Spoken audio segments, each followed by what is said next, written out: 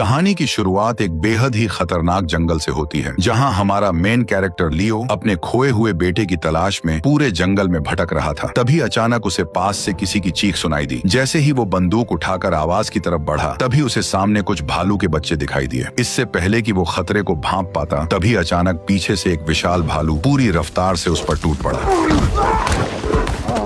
उसने अपने खतरनाक जबड़ों से उसकी पीठ को फाड़ने की कोशिश की, लेकिन जब इसका कोई असर नहीं हुआ तो वो अपने विशाल पंजों से लियो को बेरहमी से नोचने लगा। दर्द से तड़पता लियो जोर जोर से चीखने लगा, लेकिन वह खूंखार जानवर उसे छोड़ने के बजाय बेरहमी से जमीन पर पटकता रहा। कुछ ही सेकंड में लियो की हालत इतनी खराब हो गई कि वो ठीक से हिल भी नहीं सका। तभी भालू ने अपना भारी पंजा उसके सिर पर रख दिया, लेकिन लियो फिर भी बिल्कुल शांत पड़ा रहा, क्योंकि वह जानता था कि जरा सी भी हलचल उसकी जान ले सकती है। थोड़ी देर बाद भालू उसे मरा समझकर वहां से चला गया। इसी मौके का फायदा उठाकर लियो ने कांपते हाथों से बंदूक उठाई और वापस मुड़ते भालू पर गोली चला दी। लेकिन गोली लगते ही भालू और ज्यादा भड़क गया। उसने पलटकर अपने पंजों से लियो के गले को चीर दिया और एक ही झटके में उसने अपने खतरनाक जबड़ों से उसके कंधे को फाड़ डाला।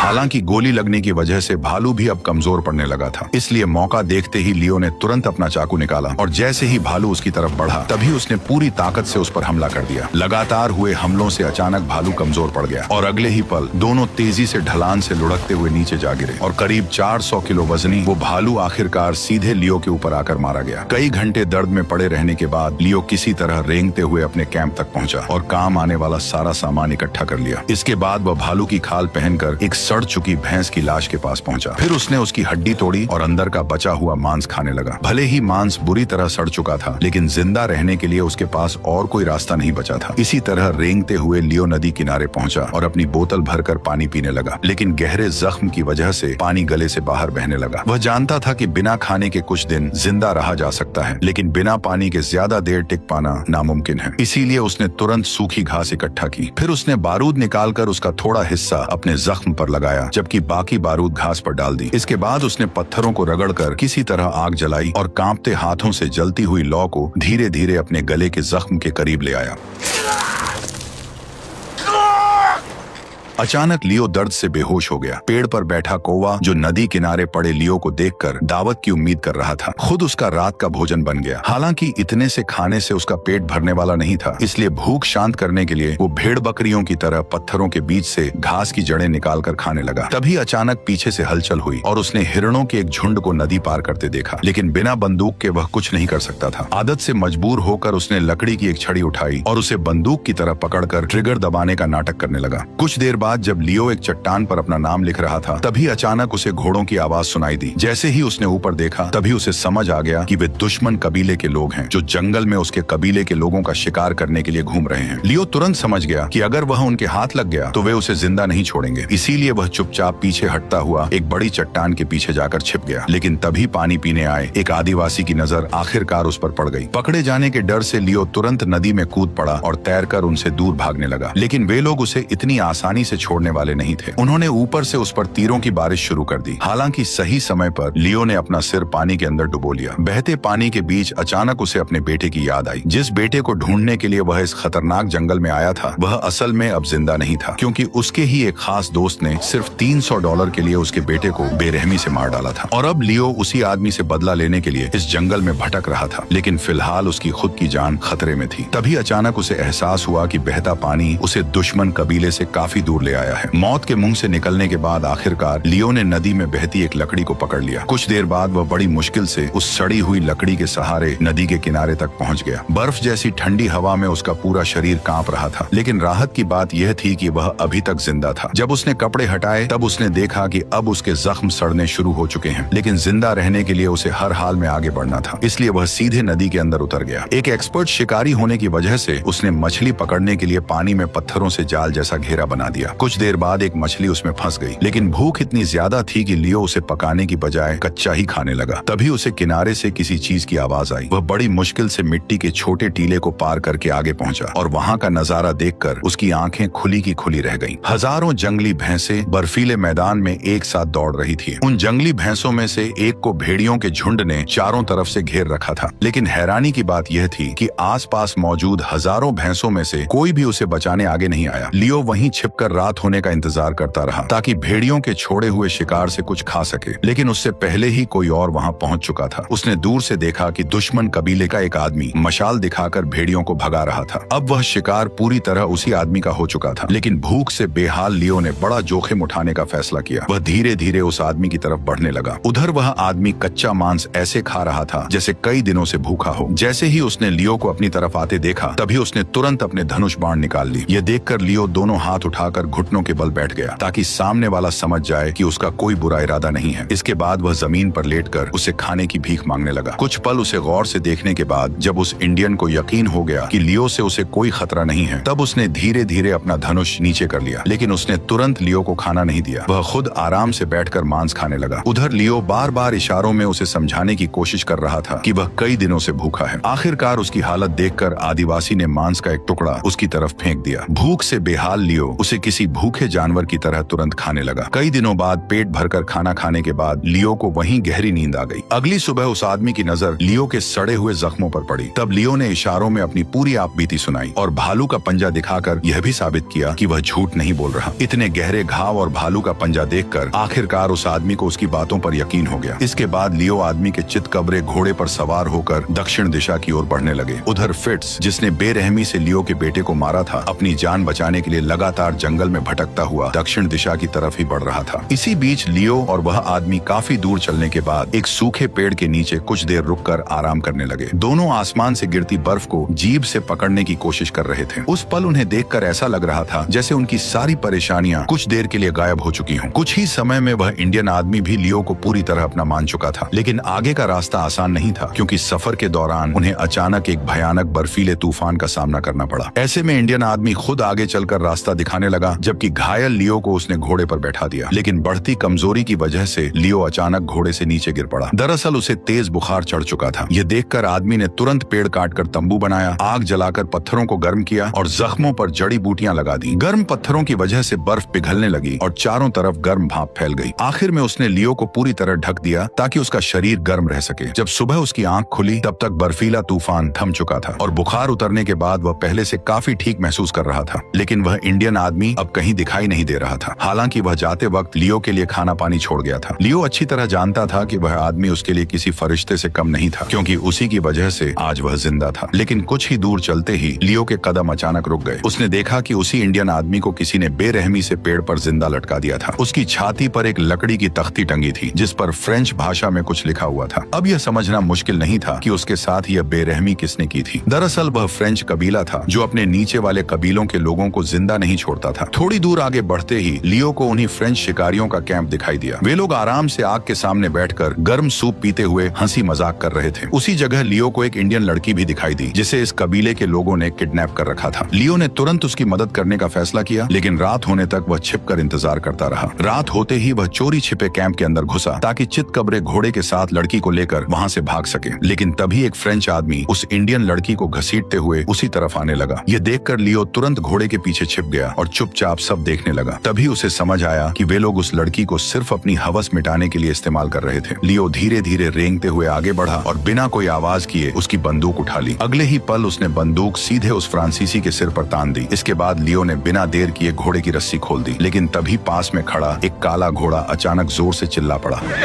उस आवाज से फ्रेंच लोग तुरंत सतर्क हो गए। वे हथियार उठाकर तेजी से उसकी तरफ बढ़ने लगे। खतरा बेहद पास आता देख लियो ने बिना देर किए फायरिंग शुरू कर दी, जिससे पूरे कबीले में हड़कंप मच गया। इसी मौके का फायदा उठाकर लियो और लड़की अलग अलग दिशा में भाग निकले। काफी दूर पहुंचने के बाद लियो ने पहली बार राहत की सांस ली। रात होते ही लियो आग के पास लेट गया और बंदूक को सीने से लगाए वहीं सो गया। लेकिन उसे जरा भी अंदाजा नहीं था कि अगली सुबह कुछ इंडियन लोग उसी लड़की को खोजते हुए उसकी तरफ बढ़ रहे थे। जैसे ही लियो आधी नींद में आंखें खोलकर उठा, तभी अचानक एक तीर तेजी से उसकी तरफ आकर लगा। जब लियो ने देखा कि इंडियन लोग उस पर हमला करने आ रहे हैं, तभी उसने तुरंत अपना सामान समेटा और तेजी से भागकर घोड़े पर चढ़ गया। वह पूरी ताकत से भागने लगा, लेकिन वे लोग लगातार उसका पीछा कर रहे थे। लियो ने पीछे मुड़कर कई बार फायरिंग की ताकि उन्हें रोक सके, लेकिन वह अकेला उन सभी का सामना नहीं कर सकता था। तभी अचानक सामने एक गहरी खाई आ गई और अगले ही पल लियो अपने घोड़े के साथ हजारों फीट नीचे जा गिरा।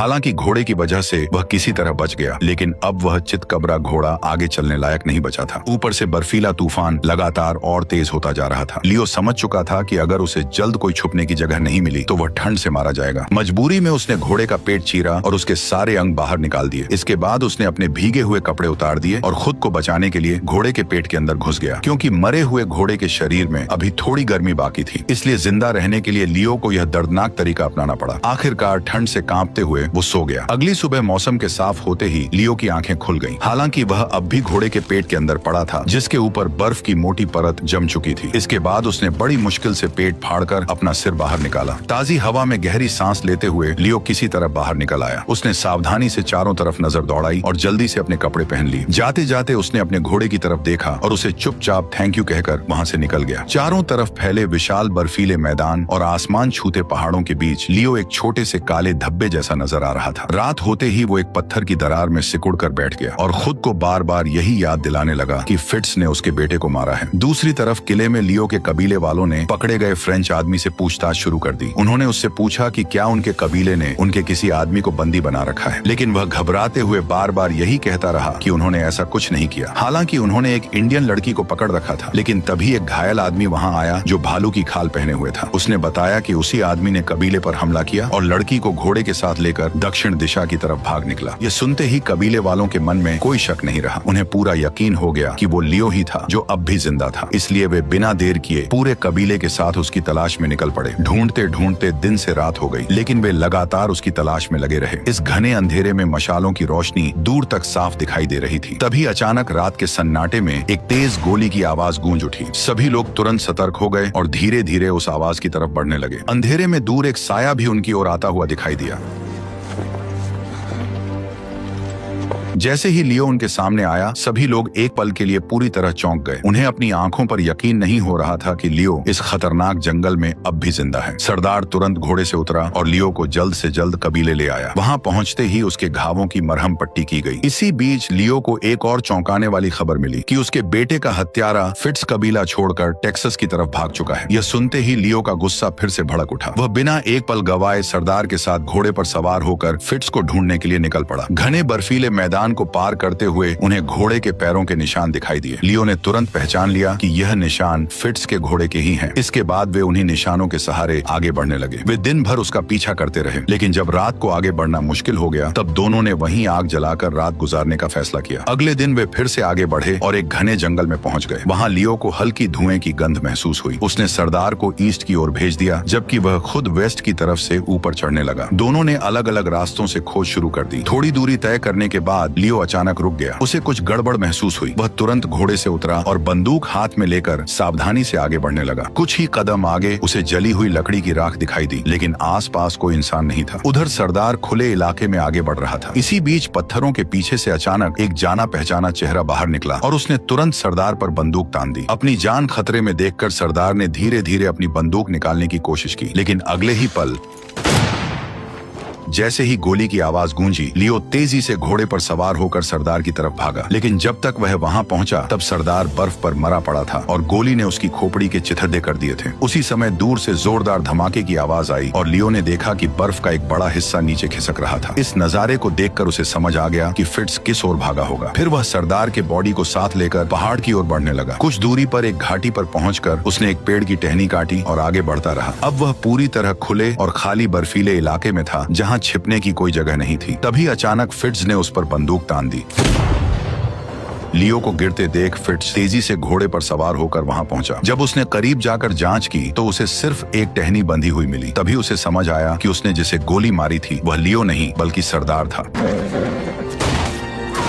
गोली लगने के बाद फिट्स किसी तरह अपनी जान बचाकर जंगल की ओर भागने लगा। लियो गुस्से में दहाड़ते हुए बंदूक लेकर उसके पीछे दौड़ पड़ा। थोड़ी ही देर में फिट्स अचानक कहीं ओझल हो गया, लेकिन इस बार लियो उसे इतनी आसानी से छोड़ने वाला नहीं था। वो सावधानी से आगे बढ़ते हुए एक घने जंगल में पहुंच गया। उधर फिट्स पास ही एक पेड़ के पीछे छिपा हुआ था और गोली चलाने का सही मौका ढूंढ रहा था। हालांकि घने कोहरे की वजह से सब कुछ धुंधला दिख रहा था, लेकिन फिर भी फिट्स लियो से छुप नहीं सका। अगले ही पल उसने पीछे से हमला करने की कोशिश की, लेकिन लियो किसी तरह बच गया। गया। निशाना चूकते ही फिट्स अपनी जान बचाकर भागने लगा। उसी समय लियो ने उस पर बंदूक तान दी। अचानक उसकी गोली भी मिस हो गई, जिससे दोनों के बीच जानलेवा दौड़ शुरू हो गई। फिट्स जान बचाने के लिए ऊंचाई की तरफ चढ़ने लगा, लेकिन लियो आज उसे छोड़ने के मूड में नहीं था। तभी अचानक भागते भागते फिट्स का पैर फिसला और वह नीचे जा गिरा और पीछे से लियो भी फिसलते हुए करीब आ गया। घायल फिट्स अब समझ चुका था कि भागना बेकार है, क्योंकि चाहे वह कहीं भी जाए लियो अब उसका पीछा नहीं छोड़ेगा। कुछ ही देर में दोनों आमने सामने आ गए। फिट्स ने अपनी गलती समझाने की कोशिश की, लेकिन लियो का जवाब साफ था कि तुमने मेरे बेटे को मारा है, इसलिए अब तुम जिंदा नहीं बचोगे। ये सुनकर फिट्स ने कहा कि मुझे जान दो, बदले में मैं तुम्हें $300 में से $150 दे दूंगा। ये सुनते ही लियो का गुस्सा और भड़क गया। वह कुल्हाड़ी लेकर उस पर टूट पड़ा और एक ही बार में फिट्स की उंगलियां काट दी।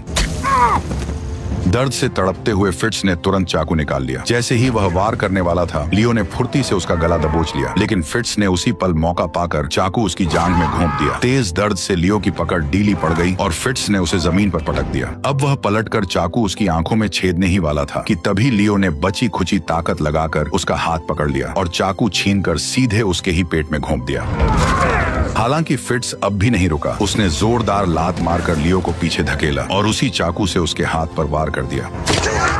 दर्द के बीच लियो ने फिर कुल्हाड़ी से जवाबी हमला किया और उसे घायल कर दिया। इसके बाद वह चाकू लेकर उसकी तरफ बढ़ा और पैर पर वार करते हुए उसका गला दबोच लिया। जब फिट्स को लगा कि उसका मरना तय है, तभी उसने कहा कि मुझे मारने से तुम्हें क्या मिलेगा? क्या इससे तुम्हारा बेटा वापस आ जाएगा? फिट्स की बातें सुनकर लियो की आंखों में एक खालीपन सा छा गया। तभी उसे सामने से घोड़ों की आवाजें सुनाई दी और नदी के उस पार कुछ इंडियन लोग उनकी तरफ बढ़ते दिखाई दिए। उन्हें देखकर लियो को अपनी मरी हुई पत्नी का वह सपना याद आ गया जो उसने पहले देखा था। उसी पल उसे जैसे सब कुछ समझ आ गया। उसने तुरंत फिट्स को पकड़कर सीधे नदी में फेंक दिया, लेकिन इंडियन लोगों ने उसे बहने नहीं दिया, बल्कि तुरंत पकड़कर किनारे पर खींच लिया। फिट्स की दर्द भरी चीखों के बीच कबीले के मुखिया ने उसे वहीं खत्म कर दिया। इसके बाद पूरा कबीला नदी पार करके लियो के सामने आ गया, लेकिन उन्होंने उसे कोई नुकसान नहीं पहुंचाया, क्योंकि जिस लड़की को लियो ने पहले बचाया था वही उस मुखिया की बेटी थी। अब लियो के मन में कोई बदला नहीं बचा था, लेकिन अब वह पूरी तरह उलझन में था कि आगे वह यहाँ अकेला क्या करेगा। तभी उसे अपनी पत्नी दिखाई दी, जो उसके सामने खड़ी मुस्कुरा रही थी। उस मुस्कान को देखकर लियो को समझ आ गया कि उसका सफर यहीं खत्म हो चुका है। ठीक उसी तरह जैसे जसकीरत आखिरी पल में मुड़कर कैमरे की तरफ देखता है, बिल्कुल वैसे ही लियो भी आखिरी बार कैमरे की तरफ देखता है और सभी से अलविदा ले लेता है।